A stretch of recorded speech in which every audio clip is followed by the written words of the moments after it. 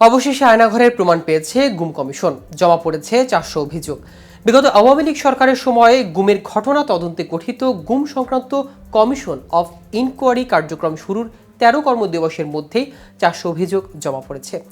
এসব অভিযোগের বেশিরভাগই আগে কখনো করা হয়নি। বৃহস্পতিবার রাজধানীর গুলশানে গুম সংক্রান্ত কমিশন অব ইনকোয়ারির কার্যালয় সম্মেলন কক্ষে এক সংবাদ সম্মেলনে এসব তথ্য জানানো হয়েছে।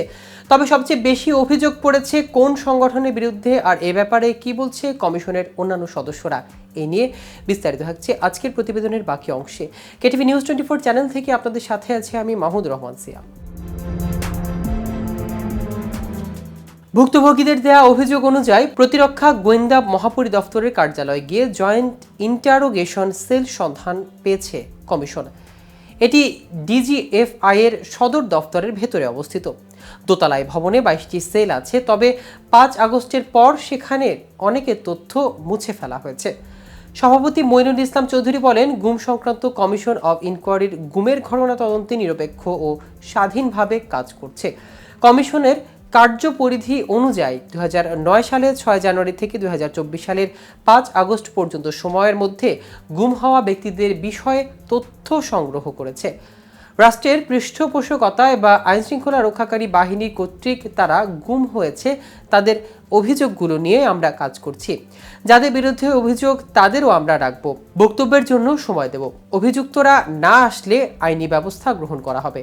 তিনি আরও বলেন, সবচেয়ে বেশি গুমের অভিযোগ এসেছে র্যাব, ডিজিএফআই, ডিবি ও সিসিটিসির বিরুদ্ধে। 1 অক্টোবর আমরা ডিবি ও সিসিটিসি পরিদর্শন করেছি, তবে সেখানে কোনো বন্দি আমরা দেখতে পাইনি। সম্ভবত 5 আগস্টের পর সেখান থেকে সবাইকে ছেড়ে দেওয়া হয়েছে। এ পর্যন্ত কমিশনে 400 জনের গুম সংক্রান্ত বিষয়ে অভিযোগ পাওয়া গেছে এবং 75 জন সশরীরে সাক্ষাৎকার দিয়েছেন। ইতিমধ্যে কমিশন আয়নাঘর, ডিবির জয়েন্ট ইন্টারোগেশন সেল ও সিসিটিসি পরিদর্শন করেছেন। এছাড়া তিনি পেনাল কোড 1860 সংশোধনের প্রয়োজনীয়তার কথাও উল্লেখ করেছেন। 30 সেপ্টেম্বর পর্যন্ত অভিযোগ জমা দেওয়ার সময় ছিল উল্লেখ করে তিনি বলেন, বিজ্ঞপ্তির মাধ্যমে 10 অক্টোবর পর্যন্ত এই সময়সীমা বৃদ্ধি করা হয়েছে। আমরা ভালো রেসপন্স পাচ্ছি। তিনি আরও বলেন, এটি সময় সাপেক্ষের ব্যাপার। প্রয়োজনে অভিযোগ নেওয়ার সময়সীমা আরও বাড়ানো হবে। 3 মাসে তদন্ত শেষ হবে কিনা সামনে সেটা বোঝা যাবে বলেও তিনি জানান। 400 অভিযোগের মধ্যে অনেকগুলো ঘটনায় প্রথম সামনে এসেছে বলে জানান কমিশনের আরেক সদস্য ডক্টর নাবিরা ইদ্রিস।